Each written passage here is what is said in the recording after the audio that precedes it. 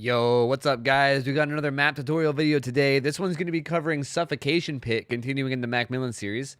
If this is your first time watching one of these map videos, I'm going to be going over where everything spawns on the map, as well as touching base on a lot of the unique things that spawn on the map. For instance, the actual main buildings and the things that are strictly unique to the map. The goal of these videos is to help you find your way around the map so that if you're playing Survivor, you know where to go to find the safety, or if you're playing as Killer, you know where to avoid if it's too safe, or know where to chase a Survivor if they're going somewhere that's bad. And I just overall think that knowing your way around the maps is probably one of the most important things to know in this game. So hopefully you guys can learn a thing or two. Let's hop right in. Let's do it.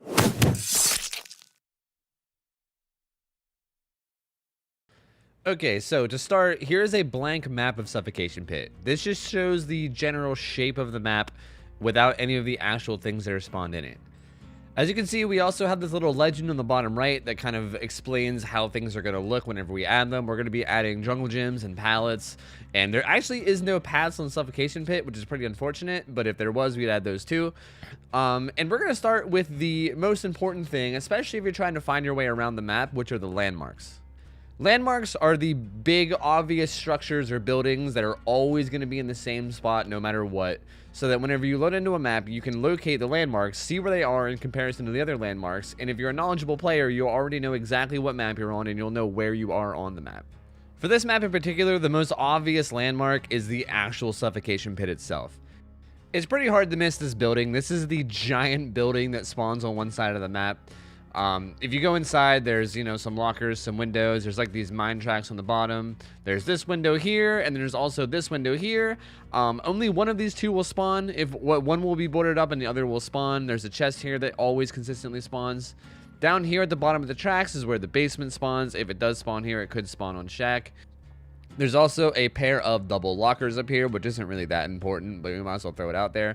And then this window right here on the side is a 100% spawn that will never be boarded up, that will always be open.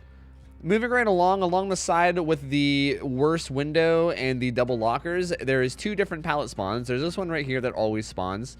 And then over here, there's another one that will always spawn. These are 100% guaranteed pallet spawns, although they're not the strongest of pallets. There's also a generator that usually spawns here. I think it's also a 100% guaranteed spawn, but I could be wrong. I have seen some instances of it not spawning, so I'm not 100%.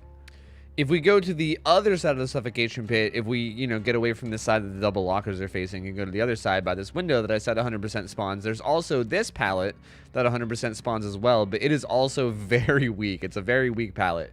But if used in tandem with this window, it can actually be pretty strong, and we'll get into that in a minute. If totems were to spawn in this main building, I'll show you where they can be. This corner, I've seen a totem. Out here in the tracks, there used to be a spawn right there, although I don't think it shows up anymore, but I figured I'd show it anyway. There's obviously a spot right there where the totem is, and then if you come around the outside here, in between these like rocks and these boxes, there's usually one here as well. Keep in mind that these are not guaranteed. Behavior messes with their totem spawns all the time to keep people on their toes, so if this video ends up being kind of older and you guys are seeing this, these might be out of date, I'm not sure.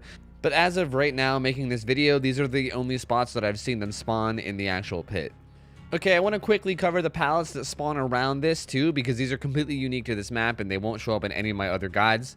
So there are these pallets that only spawn around the pit, and I'm going to play them real quick just to show you guys how weak or strong they are. Spoiler alert, they're all pretty weak, but we'll show anyway. For instance, this pallet right here that spawns along the side that has a generator spawn beside it usually. It is pretty small, it can be looped, and it's, not terribly unsafe. It's probably one of the stronger ones, but if you try to play this, if you try to just stay here and play it, it's not big enough to avoid getting hit, and you'll most likely get hit more times than not. So this is the kind of pallet where as Survivor, you want to throw it and then hopefully get a stun and then get the hell away from it. And as Killer, you want to keep them there if possible. This pallet here is sort of the same in strength. Both sides of this are pretty small and weak, and it's very dangerous to play. But, however, if you can manage to predict the Killer right and hit him with some fake vaults and, really mind game this pallet correctly, you can stay here for a little while. But in the end, it's a pretty weak pallet, and you're usually going to get hit more often than not. The other consistent spawn over here, this pallet plus this window, are actually pretty strong in tandem. This window alone can be used if you guess correctly and you think the killer is going to hold W or double back. You can pretty much play this window alone. But if you combine it with the pallet, you actually get a lot of play because you can run around, loop around the pallet, kind of mirror the killer's movements and then get to the window, although it is a little bit dangerous because, again, it is very, very small. So if the killer even predicts you right, even slightly, you can get hit. But this can be a pretty powerful place to loop for a while, especially if the killer doesn't really mind game a lot and just holds W. You can loop him here quite a bit. Keep in mind, this pallet is terrible after thrown, though. Don't ever try to play this pallet after it's thrown. You can maybe incorporate the window a little bit, but generally speaking, if you stay near this pallet, you're more than likely going to get downed. Okay, moving right along to the windows. The biggest, most important window is this one right here by this chest. This window is pretty nuts. This is what you would call a borderline infinite. Back in the day before entity blockers and bloodlust, this was a true infinite, but nowadays it's not quite a true infinite, but it's really freaking strong. If you get a head start on a killer, like if you have a decent head start before you start running this window, you'll be able to loop it pretty much until you get entity blocker. But then by then the killer will have a lot of bloodlust, so you'll have to make sure that you find your way to a pallet immediately. But this is one of the strongest windows in the game. Again, I just want to say, I said this about the Ironworks window, and I want to say it again here, is that this window is kind of unfair in strength. It's insane. The killer basically has to vault through it to chase you. There's no really way to mind game it at all. It's honestly insanely overpowered and should probably be addressed by the devs, hopefully at some point. But for now, it's not. And generally speaking, killers will look down on you for running it. So I would advise against staying here often. It's definitely a really powerful window to use, but I would avoid just staying here constantly, as it might piss off the killer and then you might find yourself getting tunneled and camped. I just want to throw in there as well that if you're a killer and you're playing against a survivor that is at this window and is like constantly running to this window, unfortunately, like I said before, really strong window, you're probably better off not chasing them and dropping chase to go find somebody else. It's really unfortunate that this exists, that there's a place on the map where they're pretty much guaranteed to not get hit for at least like 45 seconds, which is a decent bit of time. So if you're against a survivor that doesn't seem to leave this, it's probably worth your while to just go find something else. Next up is the other side window.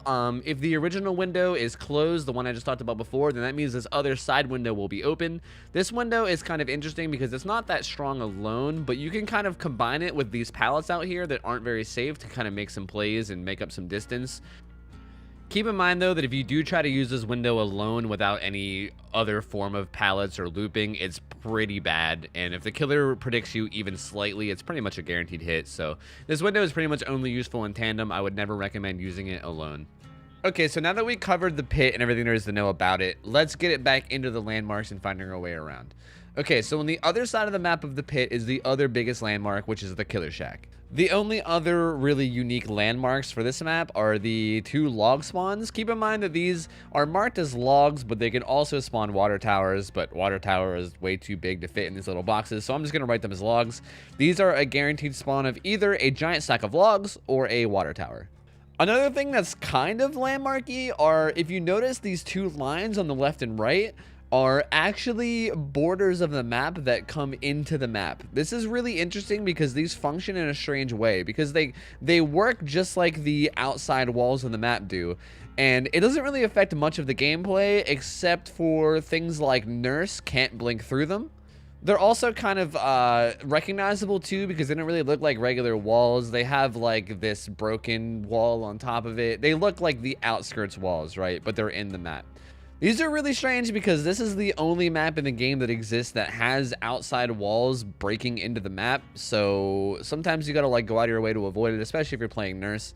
But I can sort of count these as landmarks as well, because there's definitely times where I'll be like not looking when the map loads in, be like, wait, shit, what map am I on? And then see these walls and be like, oh, okay, obviously Suffocation Pit. So I'm gonna count these as landmarks.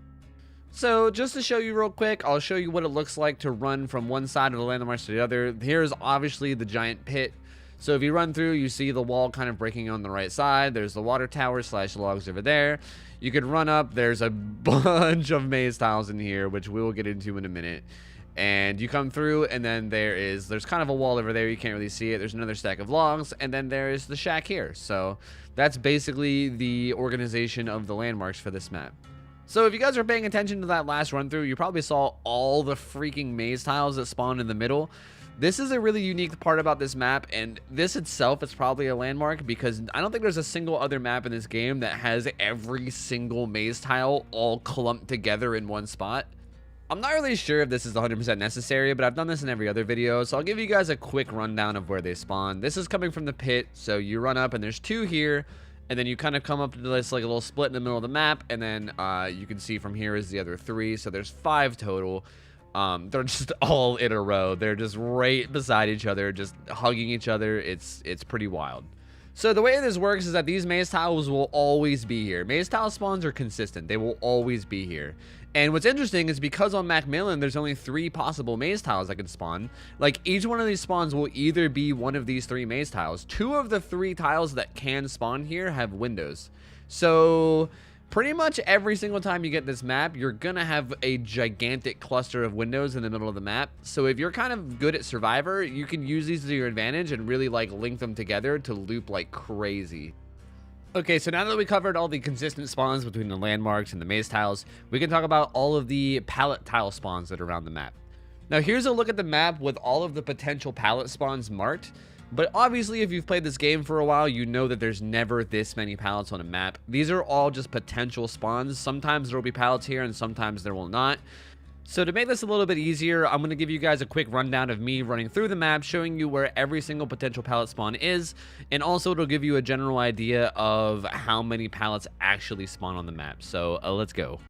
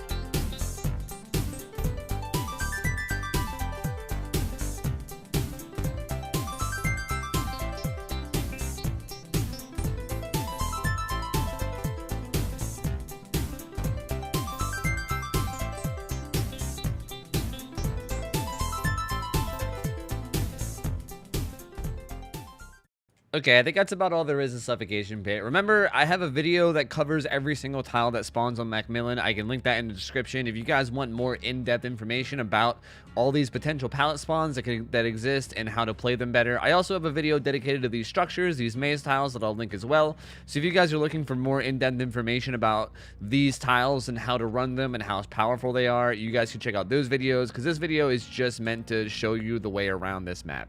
Hopefully this video helped you out. Again, I think this is probably one of the most important parts of this game.